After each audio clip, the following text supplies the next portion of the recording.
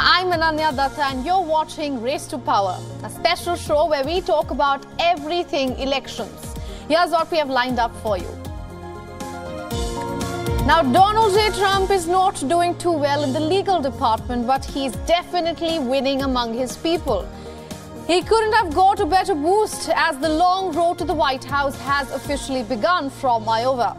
We will tell you what's the next stop, and we will also tell you why that might change the game. Now, the reason this globe is spinning behind me is because this story is for everyone.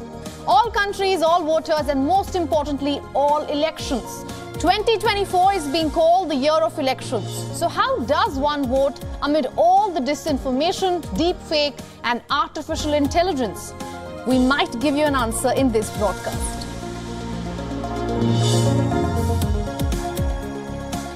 Former US President Donald Trump has won the Iowa Republican caucuses. Trump won 51% of the votes, giving him the largest margin of victory in the history of the state's Republican caucuses.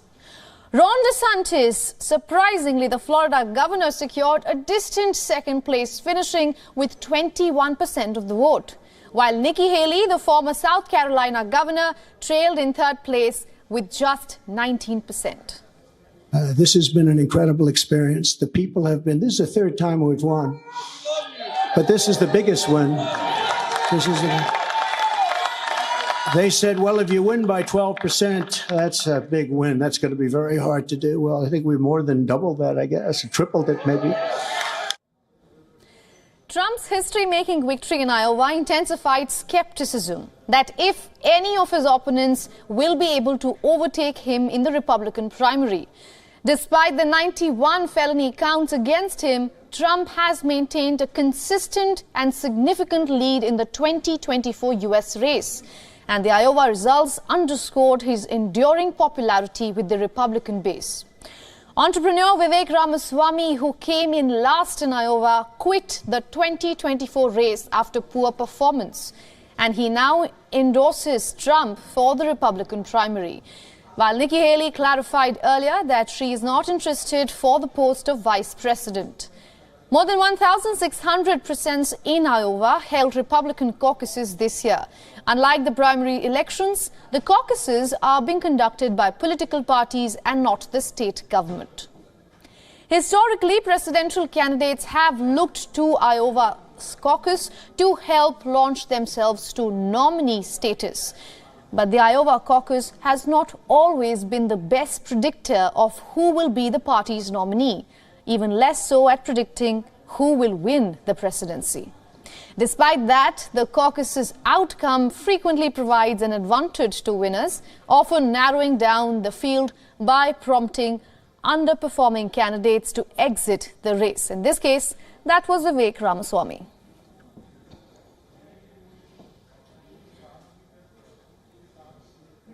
Now, for more on this, we are being joined by our correspondent Susan Tehrani, live from New York.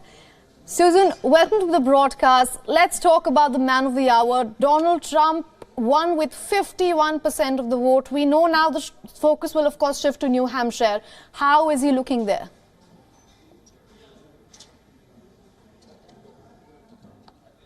Yeah, New Hampshire is a complete different beast from Iowa. First of all, it's an official primary. Second of all, it's a lot more diverse, moderate than in Iowa. You know, Donald Trump could ultimately afford to lose New Hampshire moving forward, but there is a lot of talk about second place. And while ultimately, you know, second place isn't going to matter in the long run, with New Hampshire, it may matter if Donald Trump wins New Hampshire and he wins Iowa. Then second place is really not going to matter. Then the other candidates really have to think why they're in it. However, if Ron DeSantis or Nikki Haley win New Hampshire, then they could think about really moving forward and they may gain some sort of momentum. Again, you know, the margins are very wide. The difference is very wide. And, you know, I was listening to former House Speaker Newt Gingrich. He was saying that people need to start realizing that this is a movement by Donald Trump. This is really not a race for candidate. And the sooner that these other candidates step away, the sooner, Donald Trump can really start his campaign and people can start getting around him. You never know. Things have changed a lot of times in these presidential elections. But ultimately, I think New Hampshire is going to be a lot more telling than Iowa is because of the reasons that I mentioned. The moderates there, the independents, are really going to speak. There's the issue of abortion. Right. There's the issue of, other issues that moderates are very passionate about that, Right. Iowans didn't really reflect on. Absolutely, Susan. Now, just after the Iowa caucus results came out, Nikki Haley went on record to say that she is the last hope to stop the Trump-Biden nightmare, she called it. What are you hearing from the voters? Are they really seeing it as a nightmare? Supposed to be the rematch of the last election, of course.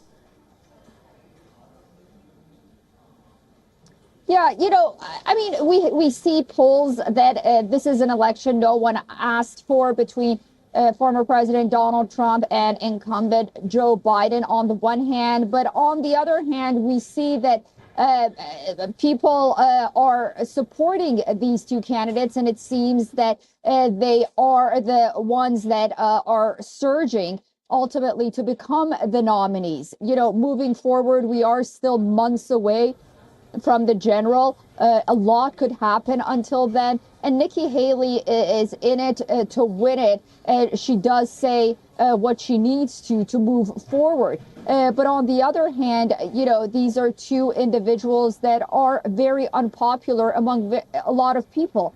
You see Joe Biden really reflecting in the polls a popularity of 33%, the latest ABC poll. And then you have Donald Trump, where even Nikki Haley and a lot of Republicans call themselves never Trumpers. Yeah. Supporters of Nikki Haley, upwards of 40%, have made very clear that if Nikki Haley is not their nominee, they would vote for Joe Biden. So it's natural for Nikki Haley to say that, but ultimately the American voter is going to be the one that speaks. Absolutely, and it seems like Nikki Haley is really banking on that. All right, Susan, thank you so much for joining us here on this broadcast and getting us all those updates as always. All right, now with the Iowa caucuses done and dusted, the focus now shifts to New Hampshire. That will hold the first primaries next week on January 23rd. Republican candidates are working to get New Hampshire voters on their side. And after campaigning heavily in the state throughout 2023, the three remaining candidates, Donald Trump, Ron DeSantis and Nikki Haley, are set to return there this week. Tonight, I will be back in the great state of New Hampshire. And the question before Americans is now very clear. Do you want more of the same? Or do you want a new generation of conservative leadership?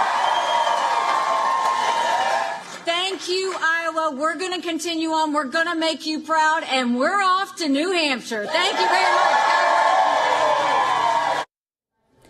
Having won the Iowa caucus by a 30-point wide margin, Donald Trump reaches New Hampshire primaries more confident than ever. Polls show that Trump with a smaller lead over Haley, with DeSantis far behind.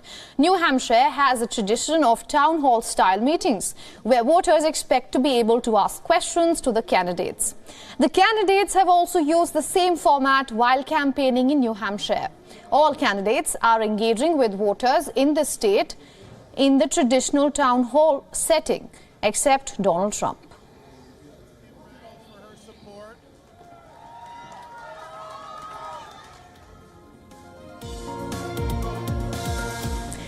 Let's now shift focus to Pakistan, where the election countdown has begun. The country is headed to polls in just 3 weeks, and the run-up to this race to power is replete with twists and turns.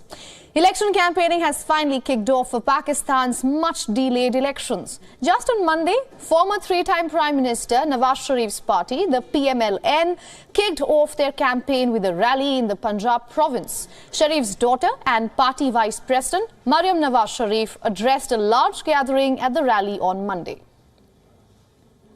मैं आज Today, I want to tell the women and youth of Pakistan that the easing of inflation, ending the electricity crisis, ending the gas crisis, as well as improving the life of youth will be the targets of the upcoming Pakistan Muslim League Nawaz government. नौजवानों का मुस्तकबिल मजबूत बनाने पे मेरी सबसे ज्यादा तवज्जो होगी. Meanwhile, the other major party in contention, the PPP, has hit out at the PML-N.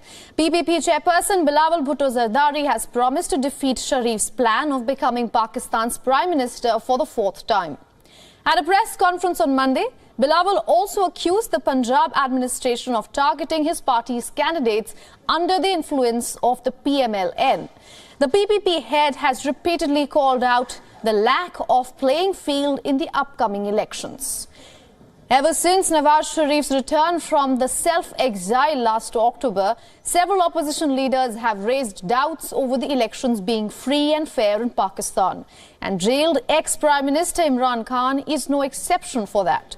The PTI founder has made fresh allegations against Nawaz Sharif, saying that the PML-N Supremo was playing with the support of quote-unquote two umpires.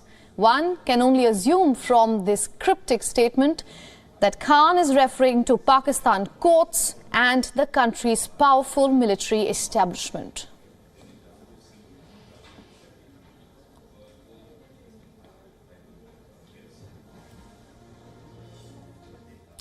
Now, about 3 million Britons living abroad have never voted in any UK elections in the last 15 years. And this has not been out of choice. UK's rules barred its citizens living abroad from voting. That rule ended today, and well in time for the coming elections. Many Britons have been campaigning for this. They strongly feel that voting is a basic citizenship right, and one should be able to do it regardless of where they live. Political parties even recognize the demand and put it in their manifestos, but they have failed to act on it for 20 long years. Now, if you are a Briton watching us from outside the United Kingdom, here are some things that you should know. The first question is, who can vote? Well, any British citizen aged 18 and over can vote. The second question, where to register? Any Briton interested in voting will have to register on gov.uk. Third question is, how to register? Well, the interested voters will have to register from the constituency the voter was previously registered in. Or if you were not registered in any of the constituencies, you will have to register from the last constituency you lived in before moving abroad. And the fourth question, how to vote? You can vote by post, by proxy, or in person. Now here, proxy means that you choose a person living in your constituency, and that person needs to be 18 years old, registered to vote, and eligible to vote in the elections. Now, Prime Minister Rishi Sunak has confirmed that general elections will be held in second half of this year. And as we said, there are 3 million Britons living abroad right now. So it will be interesting to see millions of new voters and how they vote in the upcoming elections.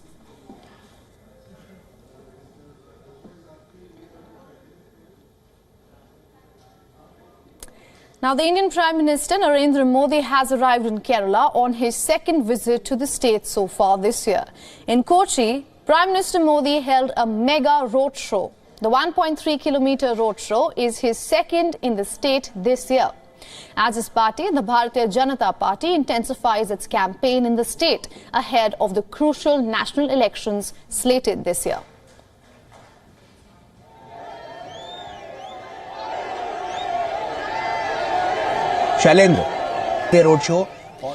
With the exception of the state of Karnataka, the BJP has so far failed to make significant electoral gains in southern India. In the 2019 elections, the BJP could not bag a single seat in the lower house of the Indian Parliament from the states of Andhra Pradesh and Kerala. Prime Minister Modi arrived in Kochi from Andhra Pradesh, where Prime Minister Modi visited the famous Veerbhadra temple in the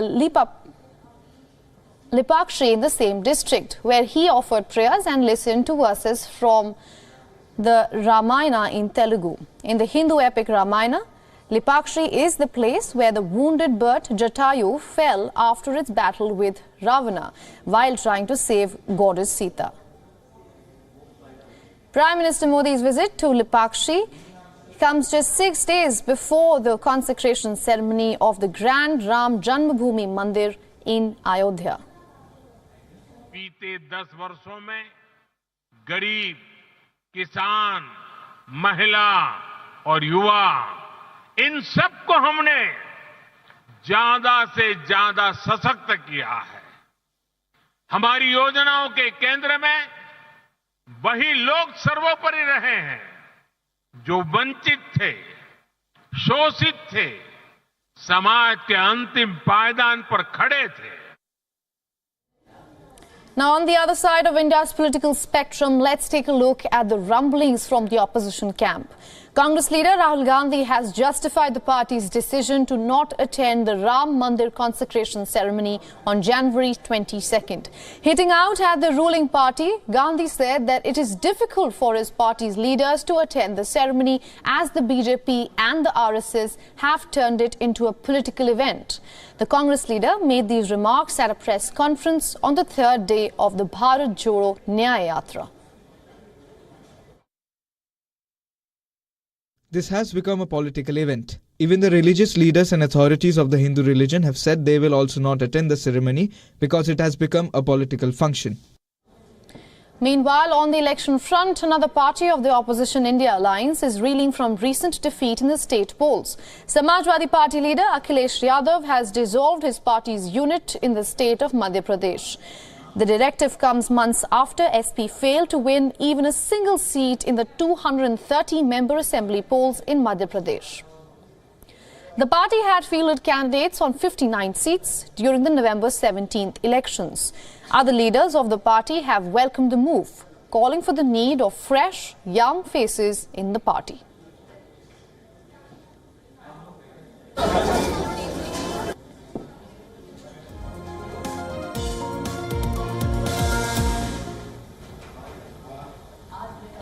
Now, artificial intelligence-generated misinformation can be dangerous for many countries in a year when more than a third of the globe is preparing for elections or are already holding elections. ChatGPT maker OpenAI has said that it is introducing tools to combat the misinformation and disinformation with transparency around the origin of information being the main focus. The explosive success of ChatGPT has spurred a global artificial intelligence revolution. However, many fear that such tools could flood the internet with disinformation and sway voters. With elections due this year in countries like the United States, India and Britain, OpenAI has announced it will not allow its tech, including ChatGPT and the image generator DALL-E 3, to be used for political campaigns. Understand that bad actors can use AI to create deep fakes of political leaders to sway voter sentiments in any poll-bound constituencies. Such misinformation can polarize voters easily. Fake information can also be used to fuel questions about the legitimacy of elected governments. In a blog post, OpenAI said that it is working on a new tool that can detect AI-generated content swiftly. The company will soon put a CR icon to indicate AI-generated images.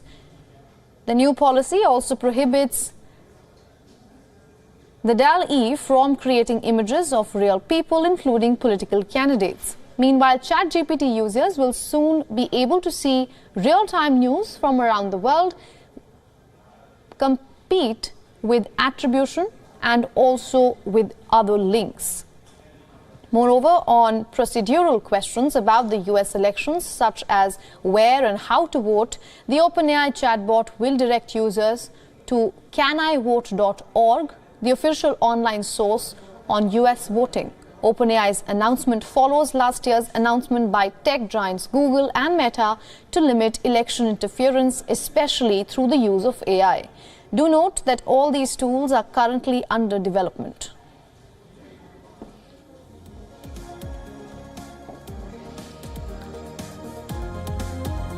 And with that, we are wrapping up this edition of Race to Power. Thanks for watching with me, Ananya Datta. Goodbye.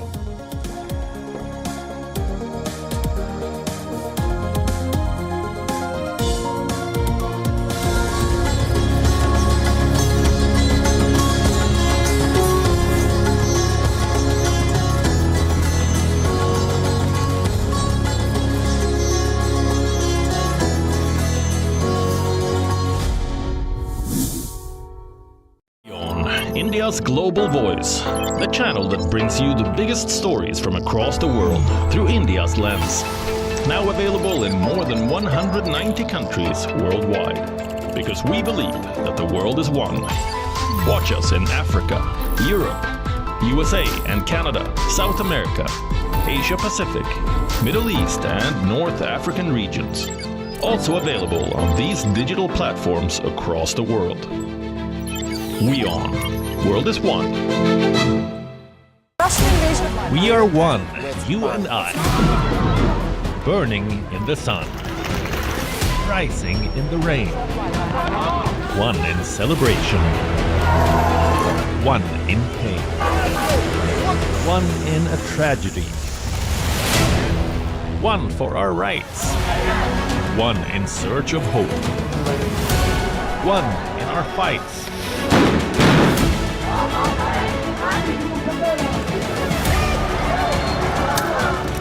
One beyond borders. One beyond our race. This could be one in the face of adversity. We are one, you and I, and it's our right to know how and why. WION, you are more connected than you know.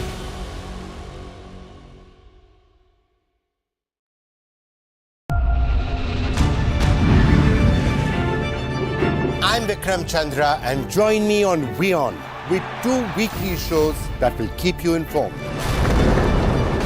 This World, a show that wraps the world's biggest global stories and brings you up close with the biggest newsmakers. This World is coming to you from London, from in front of the White House in Washington, D.C., from one of the most magical sites that I think I have ever been at. It's completely feasible for India to become one of the world leaders in AI within the next decade or so. The search for life in the universe is one of the greatest quests of all time. And a show that aims to bring the India story to the world.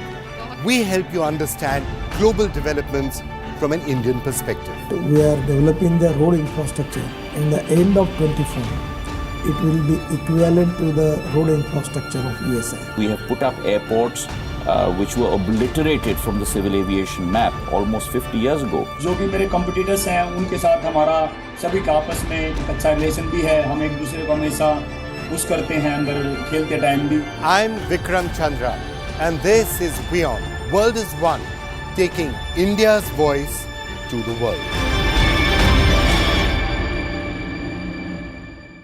WION Health Resort is unique, the only one of its kind. Experience the 4 paths of natural wellness: yoga, Ayurveda, acupuncture, and naturopathy.